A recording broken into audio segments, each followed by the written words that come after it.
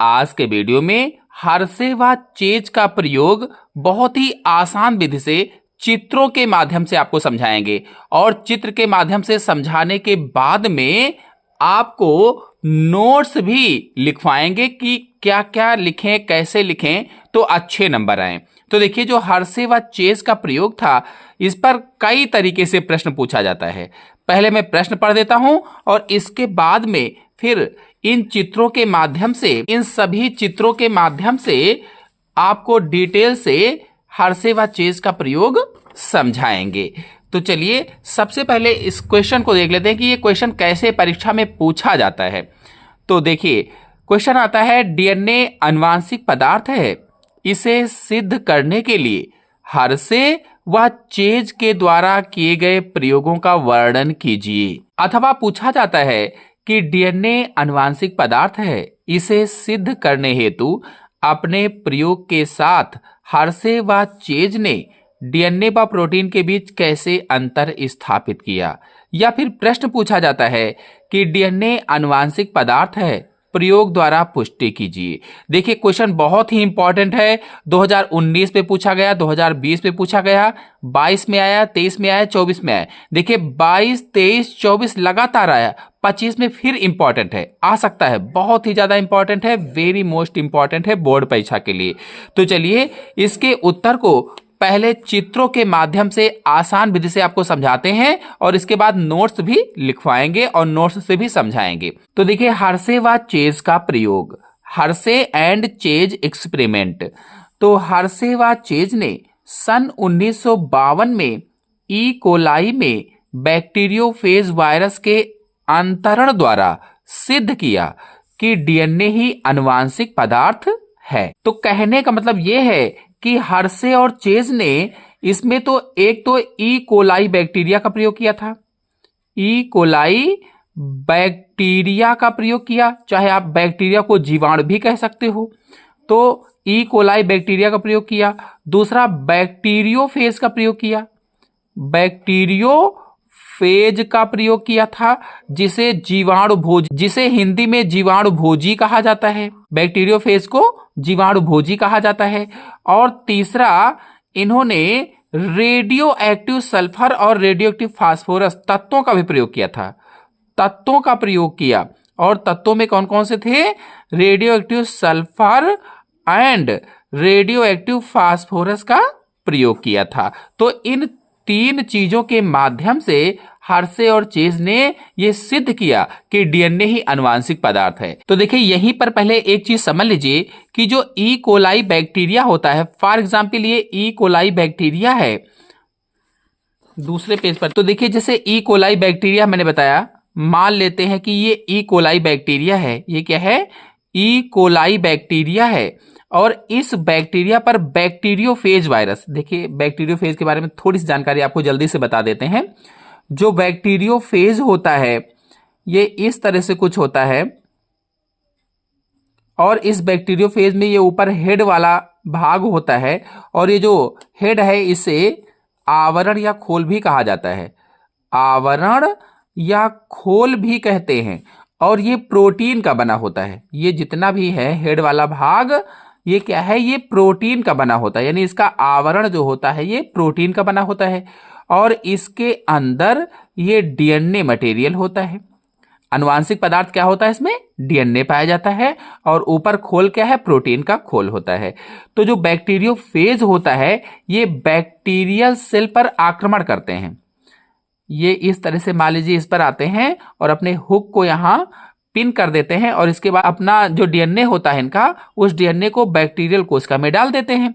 और इस बैक्टीरियल कोशिका में जब ये आ जाता है तो ये बैक्टीरियल जो डीएनए होता है, भाई ये वायरल डीएनए हो गया, जो वायरस था ये बैक्टीरियोफेज इसका, और ये बैक्टीरियल डीएनए, तो ये इसी से जाकर के जुड़ जाता है और जुड़ करके बहुत सारे इसमें बैक्टीरियोफेज बनाता है। और एक समय ऐसा आता है कि ये फट जाती है कोशिका और ये जो बहुत सारे बैक्टीरियोफेज बनते हैं, इनमें ये फिर जाकर के अगली कोशिका को संक्रमित करते हैं। तो इस तरह से ये बैक्टीरियोफेज बैक्टीरियल कोशिका को संक्रमित करता है। अब इसी आधार पर हर्षे व चेज ने प्रयोग किया था। तो देखिए, इसके लिए हर्षे व चेज ने रेडियो एक्टिव सल्फर क्या लिया इन्होंने? रेडियो एक्टिव सल्फर यानी S35 और रेडियो एक्टिव फास्फोरस यानी P32 से युक्त दो भिन्न माध्यमों में, एक ये और दूसरा ये, दो भिन्न माध्यमों में दो प्रकार के जीवाणुभोजी विकसित किए। एक तो ये वाला और दूसरा ये।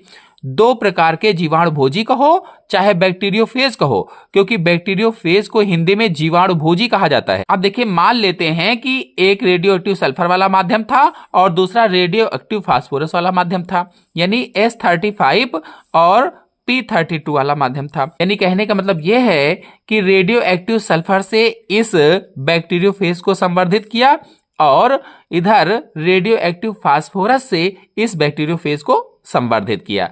तो संवर्धन के बाद में क्या हुआ कि radio active S35 labelled protein capsule, यानी कि जब इसको रेडियो एक्टिव सल्फर माध्यम से संवर्धन किया गया इसका, तो देखिए इस तरह से कुछ ये ग्लोइंग करता है।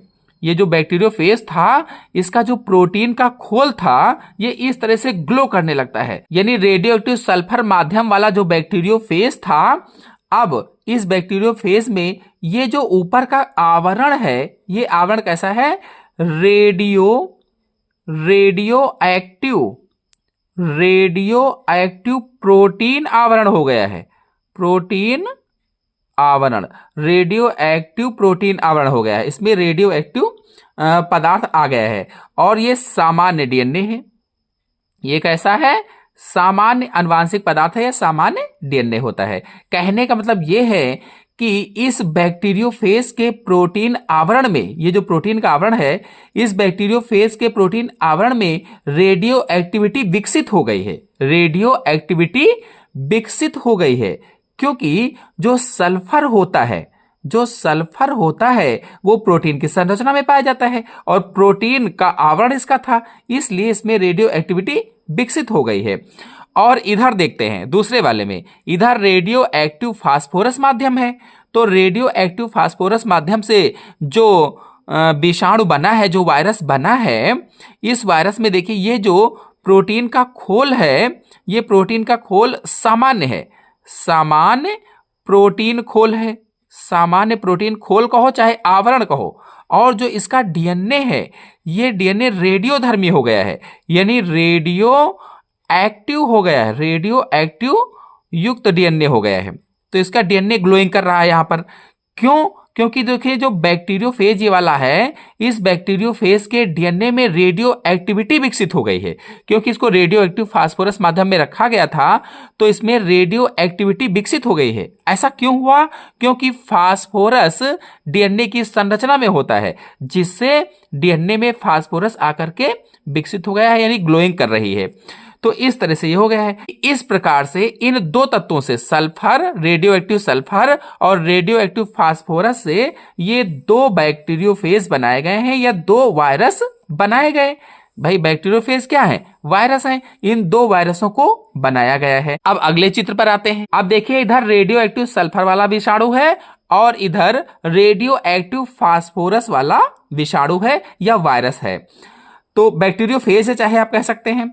तो अब हम ये मान लेते हैं कि ये जो सल्फर के कारण बैक्टीरियोफेज का आवरण था, ये पूरा ये चमकदार हो गया है। इसको क्या मान लेते हैं कि सल्फर के कारण इसका जो ये आवरण था, ये पूरा चमकदार हो गया है, क्योंकि ये प्रोटीन का बना हुआ था और प्रोटीन की संरचना में सल्फर होती है, जिसकी वजह से इसका जो प्रोटीन आवरण है ये चमकदार हो गया है।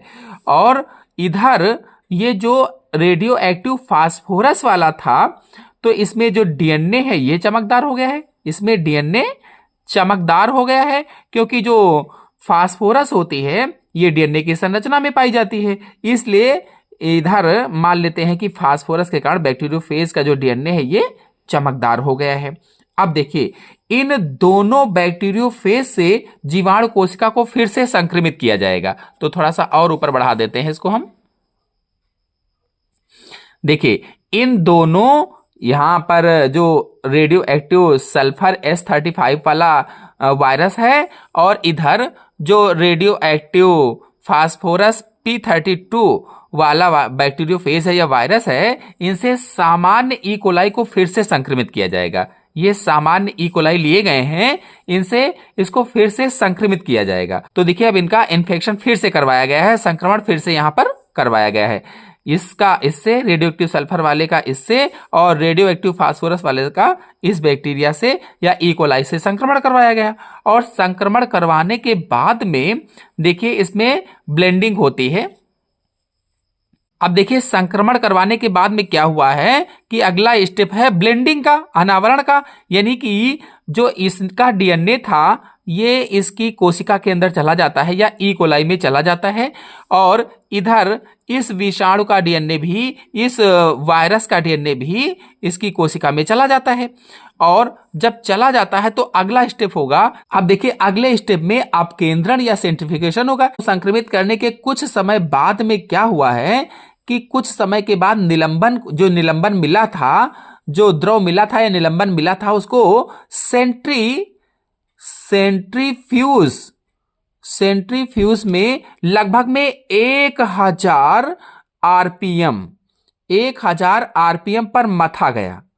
अब इसको क्या किया गया, दोनों को 1000 आरपीएम पर इसको मथा गया अलग और 1000 आरपीएम पर इसको मथा गया अलग, यानी इसका अपकेंद्रण किया गया और इसका अपकेंद्रण किया गया। कुल मिलाकर कहा जाए तो सेंट्रीफिकेशन किया गया और सेंट्रीफिकेशन इसका भी किया गया। अपकेंद्रण के बाद में देखिए क्या आता है, जब अपकेंद्रण हो जाता है तो अपकेंद्रण के बाद में यदि ई कोलाई जो था, ई कोलाई की संरचना में रेडियो एक्टिव सल्फर यहां पर दिखता है, ई कोलाई की संरचना में अगर रेडियो एक्टिव सल्फर यहां पर दिखता है तो प्रोटीन अनुवांशिक पदार्थ है, और यदि ई कोलाई की संरचना में रेडियो एक्टिव फास्फोरस दिखता है तो अनुवांशिक पदार्थ, ये मतलब डीएनए होगा। तो चलिए इसको देख लेते हैं। देखिए यहां पर इधर टेस्ट ट्यूब इधर बनाई गई और इधर का अपकेंद्रित वाला इधर रखा गया है। अपकेंद्रण में देखिए दो चीजें आई हैं, एक तो ऊपर का जो ये द्रव है हल्का वाला, इसे सुपरनेटेंट कहते हैं, सुपरनेटेंट कहा जाता है, और जो नीचे होता है इसे पेलेट कहा जाता है। इसी तरह से इधर ऊपर वाला सुपरनेटेंट होता है और नीचे वाला पेलेट होता है। अब इसमें देखिए जो बैक्टीरिया थी, ए कोलाई था, नीचे बैठ गया है। जो बैक्टीरिया थी या ई कोलाई था बिल्कुल नीचे बैठ गया है। इसी तरह से इसमें भी बैक्टीरिया या ई कोलाई नीचे बैठ गया है। और ऊपर देखिए यहां पर ये जो बैक्टीरियोफेज था, बैक्टीरियोफेज की खोल वाला भाग है, उसके जो पूंछ वाला भाग है, जो कंटक थे वो सब ऊपर हैं। इधर भी इसी तरह से सुपरनेटेंट में ही बैक्टीरियोफेज के जितने भी अंगक थे, जितने भी भाग थे, वो सब ऊपर ही रह गए हैं। कहने का मतलब ये है कि अपकेंद्रण करने के बाद में भारी व जो संक्रमित जीवाणु था वो नीचे बैठ गया है, जो बैक्टीरिया था ई कोलाई वो नीचे बैठ गया है, शेष हल्के खोल आदि पूंछ वगैरह सब ऊपर रह गए हैं। कहां पर, तो सुपरनेटेंट में रह गए हैं। कहने का मतलब यह है कि जो ऊपर वाला भाग है, इस भाग में रेडियो एक्टिविटी दिख रही है, क्योंकि प्रोटीन खोल इसका रेडियो एक्टिव था। तो देखिए यहां पर इसमें रेडियो एक्टिविटी दिख रही है और यहां रेडियो एक्टिविटी नहीं दिख रही है। इसी तरह से इसमें रेडियो एक्टिविटी यहां बैक्टीरिया में दिख रही है, लेकिन ऊपर रेडियो एक्टिविटी नहीं दिख रही, बिल्कुल उसके उल्टा है। तो इधर सल्फर वाले से पहले देखते हैं। देखिए radio active S35 not detected in E coli. E coli में यहां पर कहीं भी डिटेक्ट नहीं हो रहा है रेडियो एक्टिव सल्फर। प्लस कहा गया है radio active sulphur detected in supernatant, यानी सुपरनेटेंट में ये दिख रहा है। कहने का मतलब ये है कि जो प्रोटीन आवरण था, प्रोटीन आवरण में रेडियो एक्टिव पदार्थ बाहर ही रह गया है, बैक्टीरिया के अंदर नहीं गया। यानी बैक्टीरिया या ई कोलाई के अंदर या कह लीजिए कि जीवाणु में रेडियो एक्टिव पदार्थ नहीं मिला हुआ है। जबकि अगर इधर देखा जाए तो ई कोलाई में रेडियो एक्टिव पदार्थ है, ई कोलाई में रेडियो एक्टिव पदार्थ शो हो रहा है। इसीलिए कहा गया कि रेडियो एक्टिव P32 यानी phosphorus detected in E coli. यहां पर देखिए दिख रहा है no radioactivity detected in supernatant, यानी सुपरनेटेंट में कोई भी रेडियो एक्टिविटी नहीं दिख रही है, वहां पर रेडियो एक्टिव पदार्थ नहीं दिख रहा है। कहने का मतलब यह है कि जो बैक्टीरियोफेज था, वो बैक्टीरियोफेज अपना आनुवांशिक पदार्थ बैक्टीरिया में डाल देता है, या बैक्टीरिया या जीवाणु या ई कोलाई में डाल देता है, जिससे सिद्ध होता है कि डीएनए ही आनुवांशिक पदार्थ है और प्रोटीन आनुवांशिक पदार्थ नहीं है। इस तरह से हार्शे व चेज ने सिद्ध किया था। चलिए अब आपको बताते हैं और दिखाते हैं कि इसको परीक्षा में कैसे लिखें कि अच्छे नंबर आए। तो नोट्स भी आपको दिखा देते हैं। देखिए, लिखेंगे अल्फ्रेड हार्शे व मार्थ चेज ने सन 1952 में ई कोलाई में जीवाणु भोजी यानी बैक्टीरियोफेज विषाणु के अंतरण द्वारा सिद्ध किया कि डीएनए आनुवांशिक पदार्थ है। देखिए, पहले लोग जो प्रोटीन थी, प्रोटीन को आनुवांशिक पदार्थ मानते थे, या कह लीजिए कि प्रोटीन और डीएनए में ये तय नहीं कर पा रहे थे कि प्रोटीन आनुवांशिक पदार्थ है या डीएनए आनुवांशिक पदार्थ है। तो हार्शे व चेज ने सिद्ध करके बताया कि डीएनए ही आनुवांशिक पदार्थ होता है। तो अल्फ्रेड हार्शे इनका पूरा नाम था और मार्थ चेज इनका पूरा नाम था। तो दो लोग थे। हार्शे व चेज ने 1952 में ई कोलाई, ये एक बैक्टीरिया होता है, जीवाणु है ई कोलाई, इसमें जीवाणु भोजी क्या होता है? जीवाणु भोजी बैक्टीरियोफेज होता है। तो बैक्टीरियोफेज विषाणु या वायरस के अंतरण द्वारा सिद्ध किया कि डीएनए आनुवांशिक पदार्थ है। अब देखिए इसमें आगे क्या हुआ कि हार्शे ए चेज ने रेडियो एक्टिव सल्फर और रेडियो एक्टिव फास्फोरस से युक्त दो भिन्न माध्यमों में दो प्रकार के जीवाणु भोजी विकसित किए। हार्शे चेज ने क्या किया कि दो भिन्न माध्यम लिए। कौन कौन से? एक तो रेडियो एक्टिव सल्फर लिया S35 और रेडियो एक्टिव फास्फोरस P32 से युक्त दो भिन्न माध्यम में दो प्रकार के जीवाणु भोजी विकसित किए, यानी दो तरीके की बैक्टीरियोफेज विकसित किए। देखिए चित्र से समझा देते हैं। तो देखिए इधर वाला जो वायरस दिखाया गया, जो बैक्टीरियोफेज दिखाया गया है, ये बैक्टीरियोफेज रेडियो एक्टिव सल्फर से लेबल्ड है, यानी रेडियो एक्टिव सल्फर वाला है प्रोटीन कैप्सूल। और इधर वाला जो दिखाया गया है ये रेडियो एक्टिव जो फास्फोरस वाला है, ये लेबल्ड डीएनए है।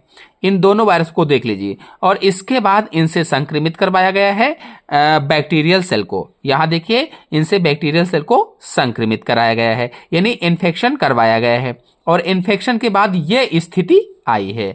और फिर अभी आगे पढ़ेंगे तो फिर से आपको इसको समझाएंगे। तो पहला पॉइंट है, रेडियो एक्टिव सल्फर वाले माध्यम में विकसित किए गए जीवाणुओं में जीवाणु भोजी के प्रोटीन खोल में रेडियो एक्टिव अमीनो अम्ल होते हैं, लेकिन रेडियो एक्टिव डीएनए नहीं होता है, जैसा कि अभी आपको समझाया ही था। और दूसरा है, रेडियो एक्टिव फास्फोरस वाले माध्यम में विकसित जीवाणुओं में जीवाणु भोजी के प्रोटीन खोल में रेडियो एक्टिव अमीनो अम्ल नहीं होते हैं, लेकिन रेडियो एक्टिव डीएनए होता है, क्योंकि डीएनए में फास्फोरस पाया जाता है, सल्फर नहीं होती है। तो इसका शॉर्ट ले लीजिए, इसके बाद आगे आपको समझाते हैं और दिखाते हैं। फिर देखिए आगे कहा गया कि दोनों प्रकार के रेडियो एक्टिव जीवाणु भोजी यानी बैक्टीरियोफेज S35 और P32 से पुनः सामान्य ई कोलाई जीवाणु कोशिकाओं को संक्रमित किया गया। कुछ समय बाद वेरिंग ब्लेंडर में इस निलंबन को मत कर इनके प्रोटीन खोल को पृथक किया गया, यानी यहां पर देखिए फिर से इनको संक्रमित करवाया गया है। जो सल्फर वाला था, रेडियो एक्टिव सल्फर वाला बैक्टीरियोफेज, उससे संक्रमित करवाया गया, और जो इधर रेडियो एक्टिव फास्फोरस वाला था उससे सामान्य कोशिका को फिर से दोनों को संक्रमित करवाया गया है। और संक्रमित करवाने के बाद में यहाँ ब्लेंडिंग होती है, यानी कि ये अपना डीएनए इधर डाल देता है और ये डीएनए अपना इधर डाल देता है। और फिर डीएनए डालने के बाद में इनका सेंट्रीफ्यूगेशन होता है, अपकेंद्रण किया जाता है। और अपकेंद्रण के बाद में इन दोनों टेस्ट ट्यूब में क्या पता चला? परीक्षण करने पर पता चला कि रेडियो एक्टिव फास्फोरस माध्यम में वृद्धि करने वाले जीवाणु भोजी ने अपना 85% रेडियो एक्टिव फास्फोरस जीवाणु कोशिकाओं में पारगत कर दिया है, लेकिन रेडियो एक्टिव सल्फर माध्यम में वृद्धि करने वाले जीवाणु भोजी रेडियो एक्टिव सल्फर को जीवाणु कोशिकाओं में पारगत नहीं कर पाते हैं। इससे स्पष्ट है कि डीएनए में फास्फोरस उपस्थित होता है किंतु गंधक नहीं। इस प्रकार से सिद्ध हो गया कि आनुवांशिक पदार्थ डीएनए है, ना कि प्रोटीन। तो इसका शॉर्ट ले लीजिए। तो आशा है आपको पूरा वीडियो अच्छी तरह से समझ में आ गया होगा। समझ में आ गया हो तो वीडियो को लाइक कीजिए, अपने सभी दोस्तों में शेयर कीजिए। चैनल पर पहली बार आए हैं तो चैनल को सब्सक्राइब भी कर लीजिए। धन्यवाद।